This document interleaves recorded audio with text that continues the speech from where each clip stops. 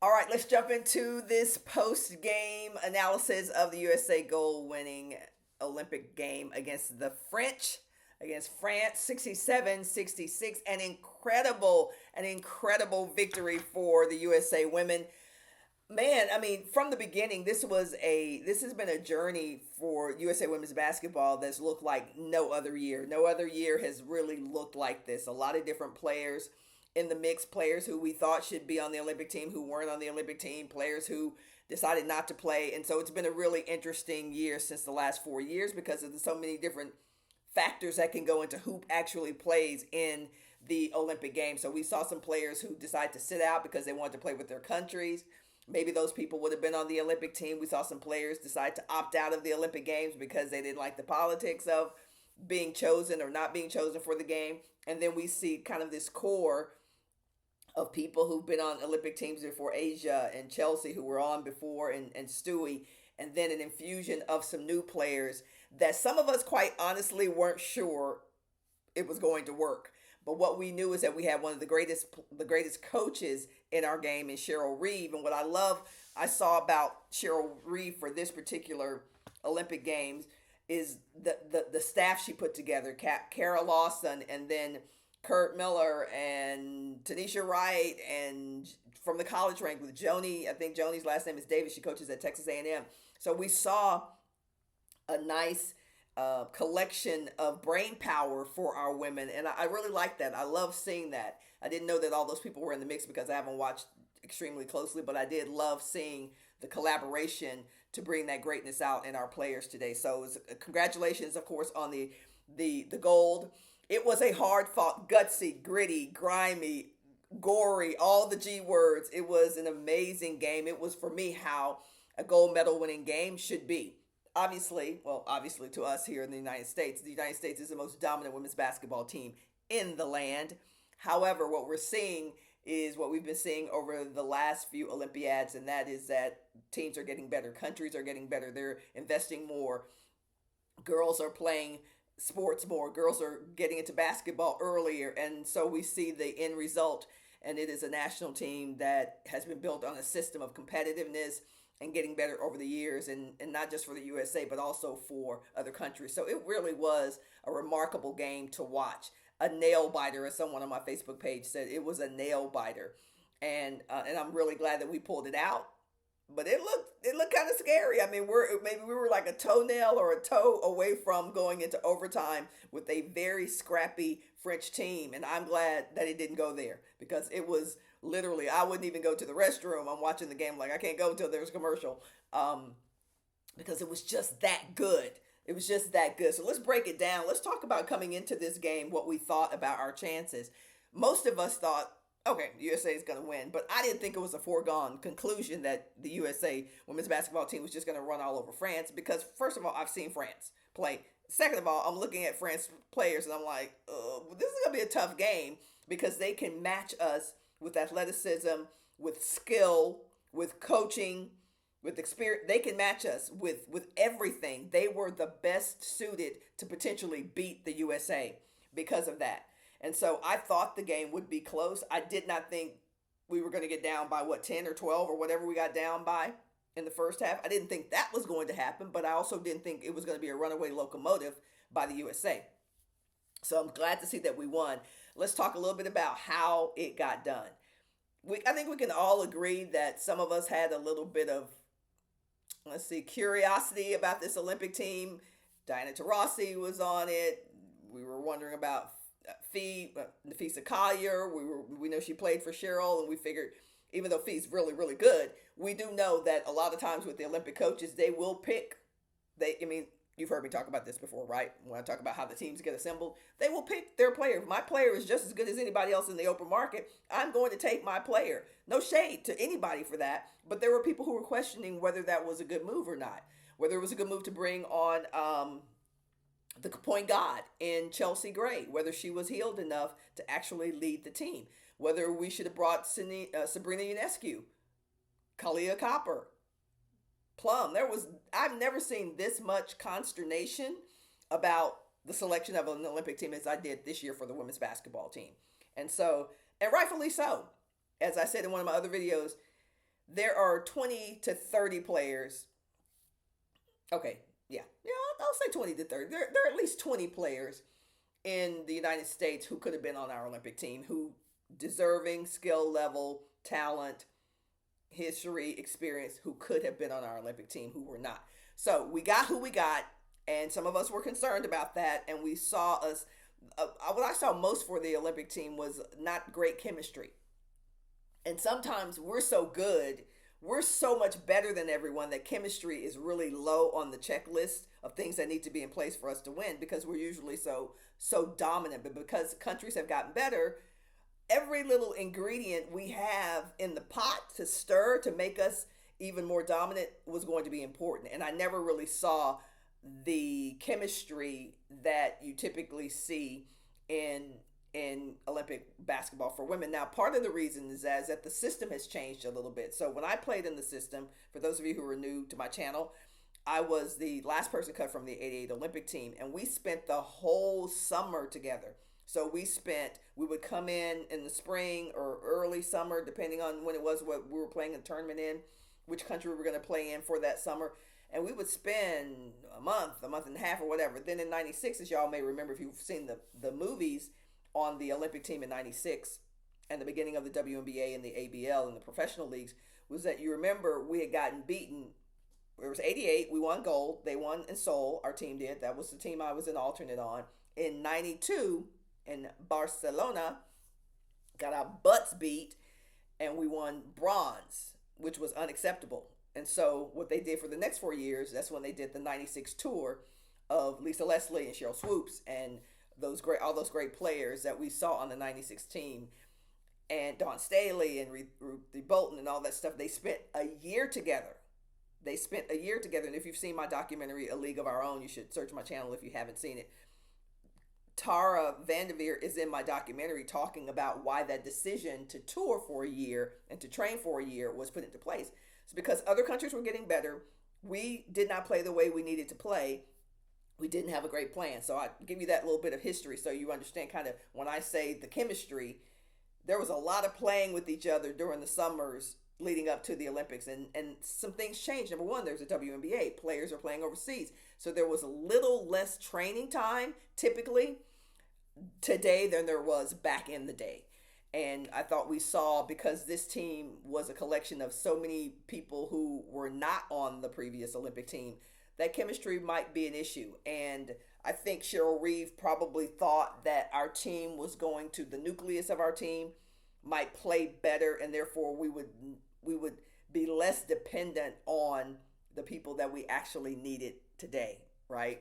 So Kahleah Cooper, I keep calling her Cooper, Kahleah Copper, Plum, we know has been in the mix, but first Olympian situation for Ka and for Sabrina Ionescu. And so we had a lot of first timers, Alyssa Thomas. We had some first timers, and then we had the nucleus.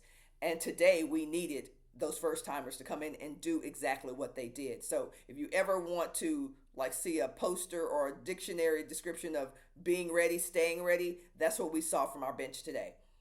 Because I was a little concerned when the French team was hacking and we were hacking. I mean, it was physical. This is not shade to anybody. It was extremely physical, and they were letting them play. When I saw the way they were going to let both teams play, I knew we were going to be in for a dogfight all the way to the end. It had to go to the end, because this is a team that was matching us with talent, matching us with skill, matching us with determination, matching us with passion, matching us with, they were almost a mirror of who we are from a style standpoint.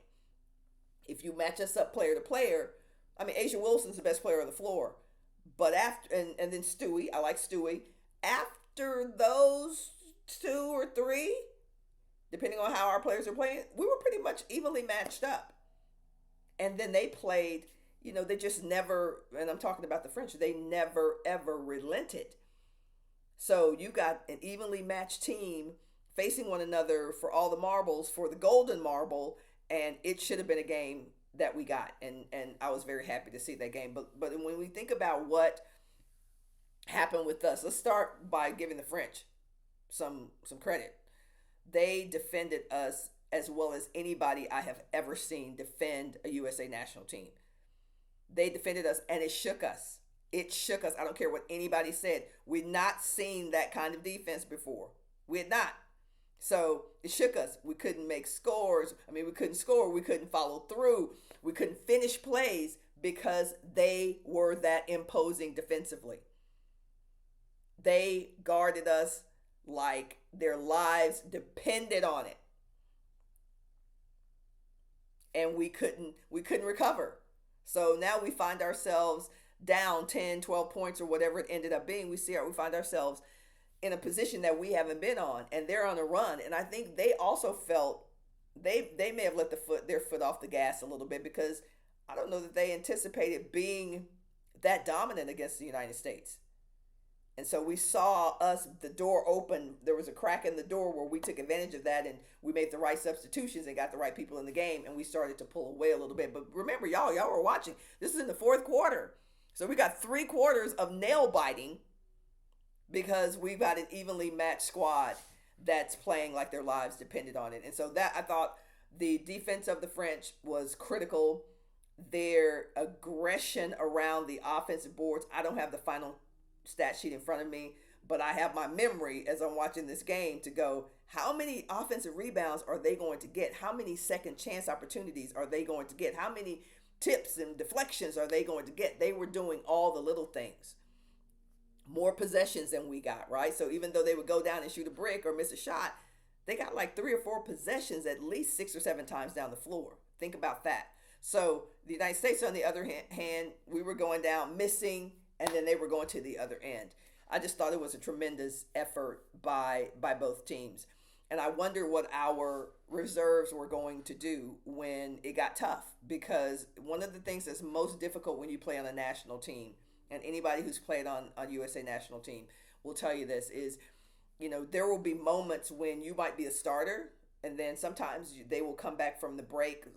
On one of my trips to Russia, we went to Russia, we played in the Goodwill games, and then we came home for a couple of weeks, and then we went back to Russia.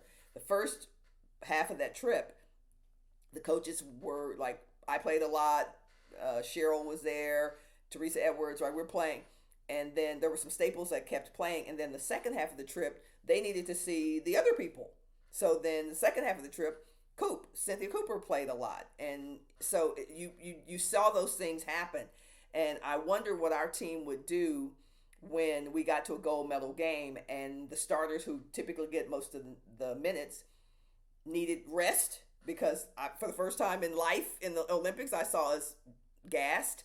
I saw us huffing and puffing, and as we should have been. First of all, it's exhausting to play a tournament against the best in the world. Second of all, they were making us play harder than we have ever had to play in these Olympic games. So we were huffing and puffing because we're tired.